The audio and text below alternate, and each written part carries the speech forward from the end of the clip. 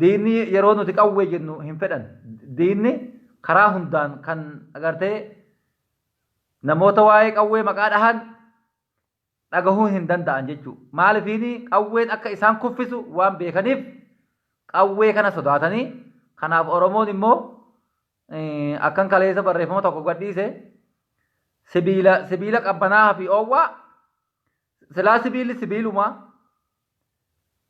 sibiiluma inni oowwaa sunii fi inni qabbanaa sun yoo wal bira taa'e isa qabbanaa sana namni baateetuma gara fedheen deema isa oowwaa san immoo harkaan tuquu hin danda'anii namni meeshaa qabu akkasan jechuudha fakkii fi sinii kaa'ee namni meeshaa qabu ummati meeshaa qabu tokko akka sibiila oowwaati namni qawwee qabu tokko namni hidhannoo qabu tokko akka sibiila oowwaati sibiila oowwaa abbaan fedhe harkaa hin tuqu akka barbaadan hin tuttuqan waan fedhan godhuu hin danda'an fedhu maarashaa haa ta'u fedhu haamtuu haa ta'u fedhu eeboo haa ta'u fedhu sootala haa ta'u waan fedhe haa ta'u sibiila baadaa ta'e yoo oowwaa ta'e namni itti dhihaatuu hin danda'u halaalumatti ofirraa deebisa kanaaf sibiila qabbanaahaa osoo hin taane sibiila oowwaa tahaa yaa oromoo sabi xiqqoon tuni sabi agartee xiqqoon yartuun kadhaa malee waa takka hin beeyne kan agartee eessaa akka dhalatte of hin beeyne har'a ilmaan oromoodha akka agartee akka bineensaatti lubbuu oromoo itti roorrisaa jirti isa feete ajjeefte isa feete qalte isa feete mana irratti diigdee akka barbaadde gootee hajoollee nu harkaa fixaa jirti amma kaleessa mucaan kaleessa du'e kuni gootichi dawweedhaa kuni ilmi sabaa obboleessi kiyya obboleessi keessan kuni akka oromoodhaaf dirmatee achi bahee achitti rasaasaan miila dhahame jechuudha bakka biraallee hin agartee hin dhahamne miila keessa dhahame garuu qadaan hin oollamu qadaa hin doone ummati dhumaa jiru kuni isa qofaa miti Muhammad Abduudhaa Ashawaaluxeedhaa qadaa rabbi hin doone obboleeyyan qadaa rabbi hin doone wanni biyya kuu qabdan jarumatu ajjeesaa jira akkuma dur baransan mootummaa naannoo Oromiyaadhaa gooticha tokko dhabnee jirra jechuudha torban keessatti ajjeesan nu harka gootichi Oromiyaadhaa kan waa'ee walloollee dubbate Alamaayyoo Qixxeessaa moo Alamaayyoo eenyu jedhanii sun bulchaa Oromiyaa turaate gaafa san waan inni jedhee dabarsaa ture quba qabdan akkamitti du'e marziin ajjeesan jechuudha abbaa lataa hin beektan abbaa lataadha abbaa lataa har'a hundi keessan nama abbaa lataa jedhamu gartee diraamaa Oromoo kan dalagu komeedii Oromoodha diraamaa Oromoo kan dalagu halkan takkaan du'ee bule maal ta'ee du'ee bule akkamitti du'e marziin ajjeesan jechuu gartee marziin ajjeesan jechuu jara kana isa biyya kun isin himaa jira malee nama baay'ee nu harkaa dhumaa jira isa rasaasaan gartee dadhaban marfee itti ajajanii marfeedhaan ajjeesuun isaaniif har'a haarawaa miti wooma kaleessa godhaa turan har'arree godhaa jiranii kanaaf kaleessa irra dhufanii har'as sanumatti jiranii mucayyoon kun miila dhahame malee bakka tokko hin gartee hin dhahamne gaafa dhahanii qaban roorrisanii ati shaneedhaa himi eenyu fa'aatu sin ajaja jaalmarrootu sin ajaja eenyu kan mallaqa sinii kennu eenyu kan agartee qawwee sinii bitu eessa gurmeessaa jirtan fidaa jedhaniini roorrisaa turan maxxansa takka maxxansee turaadhe barreeffama takka garuu ummati keenya yeroo nuti waa hin maxxansine maaliif hin chillaa jettanii bira dabartan maaliif hin yaada itti hin kennine rakkoon isin qabdan maali yeroo nuti waa barreessine saba keenya wanni kun aboo saba keenya akkanatti jira sabni keenya jennee waa barreessinu maalifiin calliftanii bira kuttan maalifiin itti hin hirmaanne yaadi keessan gartee fudhatamee qilleensarra ooluun barbaachisaadha hundi keessanuu yaada qabdan yaada kana immoo kan agartee kan kennitan saba keessaniif malee anaafii miti jechuudha ani yaadan kennaa jiru kana saba kiyyaaf hin gumaachaa jira malee nama tokkoof gartee jaalala nama tokkootiif waan haa gootaniif wahiin isinirra barbaadaaf dubbachaa hin jiru saba kiyya in faayida jedheetan halkanii guyyaa iyyaa jira jechuudha kanumatu qabsoodha kanaaf yeroo nuti waa tokko dubbannu yeroo nuti waa tokko barreessinu yaada keessan barbaanna jechuudha yaada keessan yoo isin yaadaan nu bira dhaabbatanii wanni kun sirri wanni kun maaliifin akkana godhama mee karaa kanaan akkana goona ka'ee akkasitti akkas goona jennee yoo yaada wal jijjiiruu dhabne akkanumaan yoo carraaquu ta'e maal bu'aa qabame amma mucaan kun dhiyengadda gaafa inni qabamerraa kaasee barreeffama ani barreessisan bilbilee gaafadhee waan isaan irra jiran waan isaan godhamaa jiran hunda qoradheesan bee gartee barreeffama san isinii barreessa jechuudha barreeffama san seentanii ilaaluu dandeessanii wanni isaan godhaman mucaan sun gaafuma qabarraa gartee gaafuma qabamerraa jalqabee haakimii dhowwan takka madaan isaadhaa akka gartee buqqataa'u madaan isaa akka buqqataa'u akka raammoo godhatu haakima dhowwan isaan maal jedhanii barreessan immoo achi taa'anii ololtuun biyya ambaa teessee jirtu kijiba dibbee dhoofti malee nami haakimas dhowwate hin jiru yaalamaa jira jedhanii barreessan jiran jechuudha gartee Sa'iid Mahammad Sa'iid suni fi Ahmad eenyu Sa'iid barreessanii jiran jechuudha achi jalatti ilaalee jira barreeffama isaaniitis diinni nu akkanatti walirratti hirmaatee kijiba barreessanii ummata keenya burjaajessaa jiranii isaa walirratti hirmaatanii yaada wal jijjiiruu jiranii isin immoo warri biyya ambaa jirtan warri biyya keessa jirtan warri Oromoof quuqama jettan warri Oromoof dhaabbataa jira jettan maaliifin yaada tokko yaada quubsaa tokko oggaa namni barreessee gadi dhiise itti hirmaatuun wanni isin dhowwuuf maali sabaaf qabsaa'uu jirtamoo dhuunfaa keetiif qabsaa'uu jirta mee dura kanumarratti wal gaafanna saba keetiif qabsaa'aa jirtamoo dhuunfaa keetiif qabsaa'aa jirtamoo moo gosa keetiif qabsaa'aa jirta dhiiroo yaa Oromoon kan itti du'u jiru gosa isaatiif gartee namni du'u jiru hin jiru ganda isaatiif namni du'aa jiru hin jiru saba Oromoo saba bal'aa kanaa fi Oromiyaadhaaf itti wareegamuu jira jechuudha gartee lubbuu qaalii lubbuu akkanatti jaalannu sana kan kennu jiru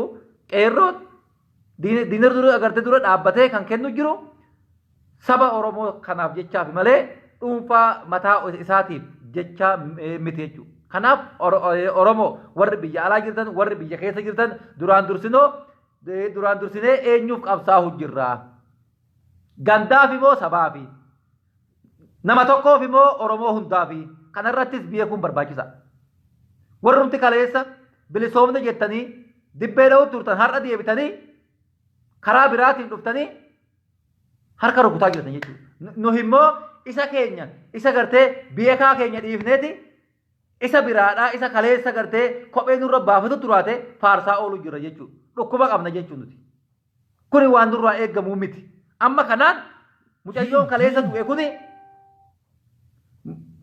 mucaan kalee du'e kuni dhibbatti eenyutu ajjeesee yoo jenne mootummaadha jechuudha kana beekuu qabdan akka haakimii hin deemne godhanii akka gartee la buqqataahu godhanii kan ajjeese isaanii marfees waraanuu dhabas namtichi tokko marfee argatuu qaba diina fedhe haa ta'uti aboo diina fedhe haa ta'uti garuu isaaniif diinni Oromoo ta'e sabni biraa isaaniif diina gartee miti ilmaan abbeeraati gosa tokko jarri gosa tokko waan ta'aniif fira waan ta'aniif diinni isaanii eenyu Oromoodha diinni isaanii eenyu nama qawwee qabateeru diinni isaanii eenyu nama rifeensa dheeressu diinni isaanii eenyu waboodha diinni isaanii eenyu Oromoodha nafxanyaan har'a akka feetetti nurratti shallaltee isa feete ajjeesiftee isa feete hiisiftee inumaahu Jawaar Mohaammed ajjeefamuu qaba jettee hiriira bahaa jirti Jawaar Mohaammed maaliif du'aa eegamu maali badiin isaadha maali badii inni balleessi jiru maal godhee inni jara waan godhe qabaa wanni inni haaduuf jedhanii maaliif hime jibbaa Oromoodhaaf qaban har'a aduu guyyaadhaa ol bahanii Hacaaluu Hundeessaa baga du'e Jawaar Mohaammed hidhamee jira ajjeefamuu qaba. Mararaa Guddinaa hidhamuu qaba ajjeefamuu qaba. Jedhaa jiran jechuun dirra gartee magaalaa guddittii Finfinnee keessatti orihee nafxanyaan seefii guurratee akka fedhe Oromoo cafacafaa jiran. Isaanii firri isaanii jira kana jechuudha. Firri isaanii jira kan Oromoonis immoo alhamdulillah rabbil alamin rabbii qabdi jechuudha Oromoonis. Akka kanatti gartee galgalaa'ee hin hafu jechuudha bareeuf deema.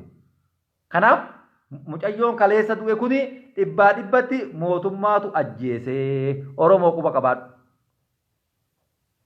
Gaafa inni du'e boohuun bu'aa tokko nuu hin qabu. Dheengadda maxxansa san gaafa gartee maxxanse san yaada namni tokko itti hin kennine. Hin kijibda isinis. Kijiba keessani saba keessanii kan yaadaa jirtu namni tokko hin jirtan. Nama san akkamitti gargaarra nami jedhee yaada tokko kenne hin jiru jechuudha. Har'a mallaqa kan waa dalagu ummati keenya har'a kan bitamee gara arge deemaa jiru mallaqa jechuudha. Gabrummaan akka malle nurra teessee ummati keenya waan nyaatu dhabee gara deemu dhabee akkaataa itti sussuuhu dhabee akkaataa itti dalagatu dhabee har'a nafxanyaan mallaqaan wal ijaartee ishiin biyyaan baa jirtus ishiin biyya keessa jirtus waan qabdu gurgurtee akkamitti ummata kana binnee ofitti deebifna jedhanii karaa hundaan saba keenya irratti duulanii kaan mallaqaan isa mallaqa dide rasaasaan isa mallaqa immoo tole jedhe mallaqa itti kennanii Oromomaan ajjeesaa jiran. Oromomaan ajjeesaa jiran jechuudha. Namni tokko saba biraarraa biyya biraatii dhufee kan Oromoo ajjeesaa jiru hin jiru. Kijiba kana dhiisa hin jiru namni tokko jiidha. Amaarri tokko Gondarirraa dhufee kan Oromoo kamiseetti ajjeese kamime hin jiru. Isuma afaan kan kee dubbatu jechuudha. Isuma ganda keetittis wajjin jimaa qamahaa oolutu warra Oromoo teenya nu harkaa ficcisiisaa jira. Maaliin mallaqaan jechuudha. Nu immoo isa dhahamee waan itti hakkamatu dhabee ciisu jiruuhu walitti baafnee qarshii takka erguu fi dadhabne jechuudha. Hamma nuyi gadheedha. Nuyi gadheedha ofuma keenyaahu waa takka ofii godhuus hin dandeenyu namaafis waa godhuu hin dandeenyu. Mata makiyyarraa kaase waa takka shiidha jechuudha. Afaan qofaatti hamne jechuudha. Afaan qofaatti. Dhiira jedhamna dubaanu amma dhiira jedhamna. Nami kee tokko rasaasaan dhahamee baadaa ati oggaa san bira dhaabbattee waan isa barbaachisu agartee poolisiin nama eegdu guutuun har'a yoo birrii 100 itti kennite wallaahi gadi baaftee hakkamsiifti jechuudha. Mana sirreessaatti poolisootiin 300 400 yoo argatan waan barbaadde sii naqan jechuudha waan barbaadde. Har'a kanumallee dadhabneetu nuyi har'a yeroo inni du'e boonya jechuudha akka warra sammuun dhuufeetti aboo sammuun keenya maaliif sammuun keenya dhuufa dhiiroo. Warri biyya keessa jiru eenyu abdateeti qabsaare eenyu abdatee qabsaa. Kanaaf isa du'e rabbi haa rahmatu waa takka godhuufi hin dandeenye nama saba qabutu sagartee saba abdatee qabsaa. Saba nuhuuhuu nama abdannu dhabnee abdii murataa jirra jechuudha. Abdii murataa jirra. Anis barus kanuma jechuudha. Anis barus kanuma karaan. Waa takka na agartee godhuu hin danda'u namni. Eenyu abdanneeti qabsoofnalee osilaa kana agartee kan qabsaa'u jiru sabaafi jenne. Saba kana baadaa hin abdatini. Sabni kun baadaa abshir jirra jedhanii gaafa waa tahame waa qabatee namatti hin fiigne maal godhuu qabna? Maal godhachuu dandeenya? Akkamitti wal amannee wajjin deemna? Akkamitti wal amannee waliin jiraanna? Mee akkamitti dhiiroo? Silaa saba biraa agartan. Yoo har'a nafxanyaarraa tokko nami tokko hidhame waan biraa dhiisi. Yoo nami tokko hidhame hiriira itti bahaniiti mana hidhaatii baasaa jiran jechuudha. Warri Jawaar Mohaammed duuba bahe sabni biraadhaa mana hidhaatii yaa'ee jira. Iskindar Naggaa qofaatu hafe jechuudha. Iskindar Naggaadhaa durumaanuu amaarri gartee balaaleffatu jirti. Warra Finfinnee qofaadha. Kana alatti inni kaan yaa'ee akka fedhetti bashannanee waan barbaade geggeeffataa jira jechuudha. Meeshaa uummata isaatti hiisise. Hudduu duubaa waan amanu qaba jechuudha. Namni tokko kan waa godhu yoo of duubaa waa amane malee yoo of duubaa waa takka amanuu dadhabe akkamitti waa godhuu danda'a? Eenyuuf du'aayi oggaa du'uu kana eenyu jedhee du'a? yoo isin bira dhaabbatuu dadhabdan akkamitti nuuf jedhee du'uu danda'a. Kana namni tokko yeroo waa taheen boohuun waa takka bu'aa nuuf hin qabu.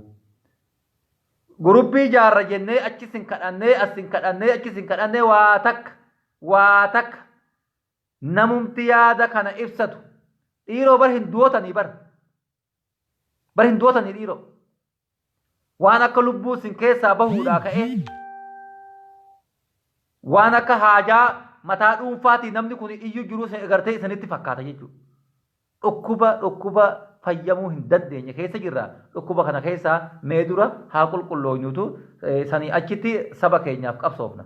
Ofuma keenyaa rakkoo waan qabnuuf namaaf bu'aa buusuu hin dandeenyu. Ofii keenyaa dhukkuba hamaatu dhukkuba fayyuu hin dandeenyetu harkaanu qaba. Kana keessa haa baanuuti. Gurubbii jaarree akka wallootti gurubbii tokko yoo warri hanga ammaadhaa gurubbii hidhu jiraatee ummata keenya mallaqa isaanii balleessaa jiraatan yoo jiraatan warra akkasiisan ofirraa dhiifnee akka haarawaatti warra sabaaf quuqamu barbaannee gurubbii akka wallootti jaarra yeroo namni tokko dhahame boohuurra yeroo namni tokko dhahame sooddoo waan isa bira gahuun qabeenya isa barbaachisu sooddoo isa biraan gahuu kana kan qabsoo keenya oofu malee yeroo inni du'e akkuma qilleensa agartee asriidha. Qilleensi asriidha yeroo takka dhuftee dabartu akkuma san yoo harka dhahuu ta'e eenyutu si abdatee si wajjin qabsaa yaa obboleessa kiyya. Dhugaa qaba ummati biltsiginnaatti galuu jiru kun dhugaa qaba abdii nurraa murate. Abdii nurraa muratan. Abdii Oromoo irraa muratan. Waan nyaatan dhaban. Akkaataa itti lolan osoo beekanii waan itti lolan osoo qabanii yooni waa ta'e eenyutu hajoollee kiyya guddisa jedhee jiru namni. Inni gartee maatii qabu si'an yooni ani ta'e ummati kun anaafuu hin taane hajoollee kiyyaafoo akkam taha hajoollee kiyya kun akkam ta'uuf deema jedheeti achi yaadata jechuudha. Yoo nama qabaate hoo yoo gartee Oromoon isa bira dhaabbatte hoo wallaahi waa takka sodaa hin qabu waa takka shiidha dhaqeeti laa fuula dura itti kufa jechuudha. Of duubaan waan sedhamanuufu. Kanaaf akkamitti ummati nu amanuu danda'a? Akkamitti ummati nu amanee nu wajjin deemuu danda'a? Waan jedhu irratti mee wal haa mari'annuuti. Abdiin murannu lakkisaa yaabboo guyyaan kun hin darba. Guyyaan kun hin darba. Maaliifini dhiyengadda kan Oromoon itti qabsaahee aangoo fuudhee aangoo Abiyyi Ahmaditti kenne. Gaafsan bilisoome jedhee ummati halkanii guyyaa silaa agartan akka walloottu rasaasi gaafsan dhukka'e diina amma jiru kana nurraa gasha turaa jechuudha. Rasaasi karaa agartee karaarra yaa'anii qawwee akkasitti dhukkisa suni har'a diina kana nurraa gasha turaa jechuudha. Garuu gammachuun waa nama hin goone hin qabdu gammachuun aangoo fudhanne jedhanii akkasitti agartee bashannananii inni barbaade waan barbaade hojjate daqiiqaa takka hin turre akkuma cululleen allaattiin akkuma afoon namarraa fuututti akkuma dur yeroo gadi bahanii otuma afoon qabatanii deemanii gartee culullee namarraa gartee fudhatti akkuma san sirni nafxenyaadhaan warra dhumee biyyee tahee jiru lafaanutti ka'ee aangoo Oromoodhaa qilleessa gartee laale boo sekoondii taa'ee gartee laa takkatti wal jaaranii Aba Mansuura nu godhan gartee Aba Mansuura akka mandiisuun nu gartee asii karaa wallaggaatiin asiin kana keessa kaahanii ummata wal nyaachisanii ofii isaaniitii daddafanii Oromoo waliin naqanii achii asiin waan kutaa Oromiyaa ta'e hunda dirree jeequmsaa godhanii ofii isaaniitii wal jaaranii hanguma Abiyyi Ahmad wal jaaranii xumuratanii saniin booda gartee ummata Oromootti as deebi'anii aangoo fudhatanii kunoo amma hafuura baafatanii kunoo akkanatti taa'aa jiran jechuudha. Paartiin Abiinni jedhamu suni silaa agartaniitanii naannoo Kamiseetti awwala naannoo Kamiseerra lola eegalanii shifaa'uu fi didee dhiirti harka hin kennitu shifaa ofii didee warra gurraacha sanitti darbaniiti ummata nagaa qabu haba gartee hajoollee xixiqqoo gartee sabiyyuu shamarran jaarsolee bakka isaan ciisanitti halkan tokko nama 500 bira daaraa daakuu godhan jechuudha. Inni Oromoo walloo kuni isaanii ta'uu didee jennaan. Kanaaf gaafsan ummati Oromoodha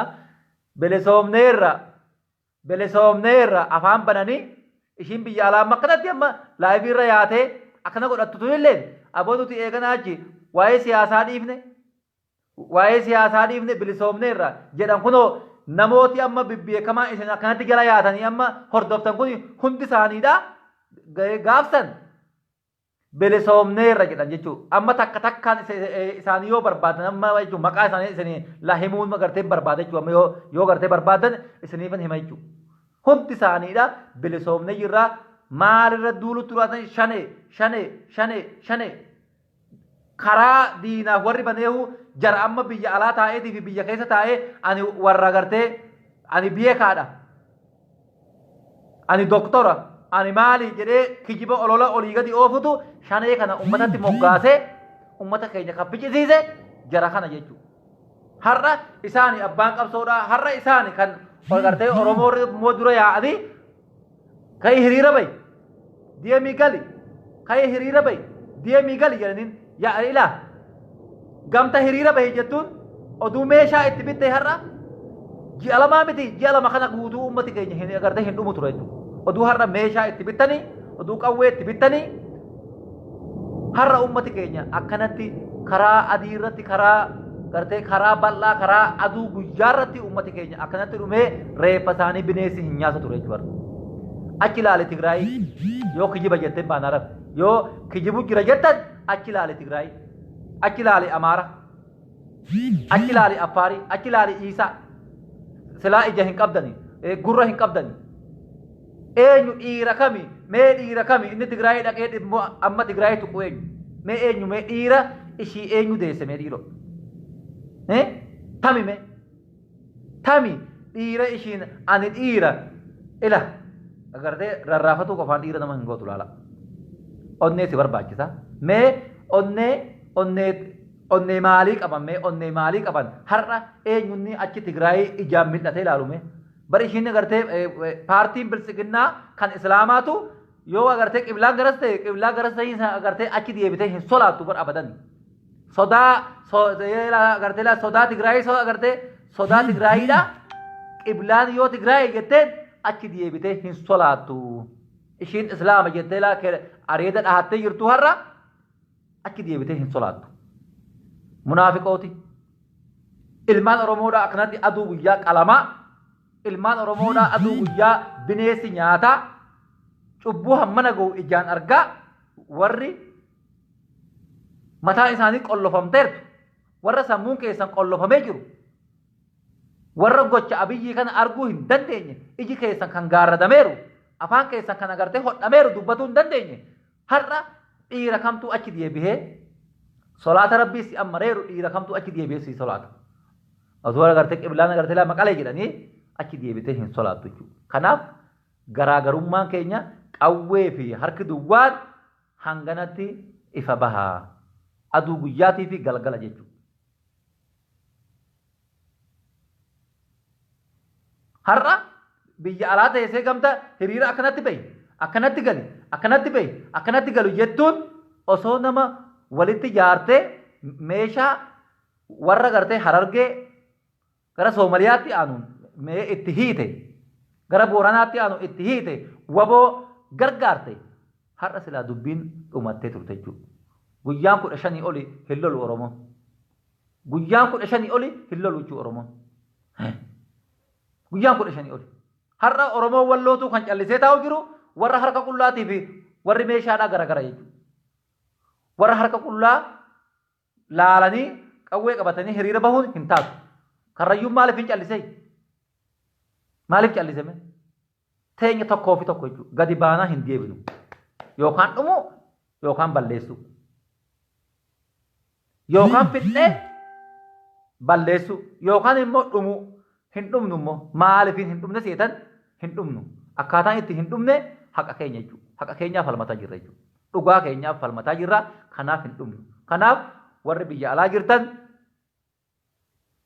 waan hin taane ummata godhawoo agartee dhiisaati ummata keessan hidhachiisa.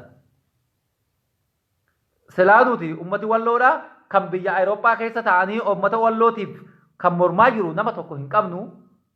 Nama tokko shiidhaa Ameerikaa keessaa hin qabnu. Biyya Faranjootaa keessaa hin qabnu. Biyya Arabootaa keessaa hin qabnu. Rabbii qabna jechuudha. Rabbii qabna kan rabbii gadiidhaa waa tokko. Abdii rabbiitiin sossoohaa jirra ummati walloodha. Alhamdulillahi rabbil aalamiin waan rabbi tokko amannuuf waan rabbii keenyatti amannuuf takkaa diina jala aanne hin beeknu. Takka gaafadhu takkaa diina jala aanne hin beeknu. Ammas hin aannu. Ammas nurra aanuu hin danda'an abadan. Dhumneetis immoo hin dhabamnu immoo. Rimoodha alhamdulillahi rabbil aalamiin. Halkan edaa kana hammamtu dhalatee bulee nama tokko nurraa du'ee halkan edaa kana nama hammamtu dhalatee buleera. Guyyaa har'aa nama hammamtu dhalatee ooleera. Kanaaf nu fixuu hin dandeessu. Nu fixuu hin dandeessu. Waan feete godhaa ooltu si humatu baduuf deema jechuudha. Kana ummata keenya agartee hidhachiisa. Warra qawwee hin qabne hidhachiisa. Kun dhaamsa kiyya akka dhuunfaatti. Kanaa alatti yoo diddan akkuma kaleessa bilisoomneerra jetta san bilisoomtaniirtanii dibbee hin dhahinaa kijibaan. Dibbee hin dhahinaa. Warri inni hin bilisoomne jedhee hanga ammaa agartee falmataa jira jechuudha. Bosona keessa taa'ee yeroo beela'e bineensa adamsee yeroo bineensa dhabe baala mukaa nyaatee hidda mukaa nyaatee corroqa dhugee aduu keessa qabbana keessa osoo hin jedhin gaafa beela'e agartee la mudhii isaa hidhatee saba isaatiif qabsaa'aa jira. Ammas qabsaa'u jira jechuudha. Ammas qabsaa'aa jiranii borus inuma qabsaa'an.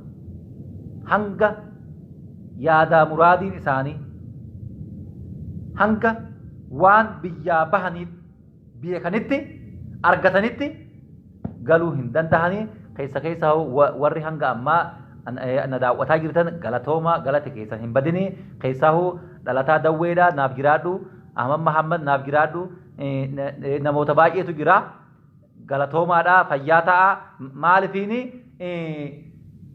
yaadni ani agartee haasa'u kuni isinumaafi walumaafi naa galatoomaadhaa warri viidiyoo kiyya dhaggeeffatanii sheer gootanis galata qabdanii maalifiini ani bu'aa waa takka irraa agartee waa takka irraa argatus hin barbaadusi irraa isin argadheessis hin beekusi irraa isin argadhu sabni kiyya irraa naa fayyadamuu qaba. Qabeenya kiyya guddaan Oromoon qabeenya hin dhabne obboleeyyan. Oromoon qabeenya guunnee qabna. Qabeenya guunnee qabna. Waan dhabnes hin qabnu. Garuu osoo qabanii dhabuudha. Osoo qabanii dhabaa jirra.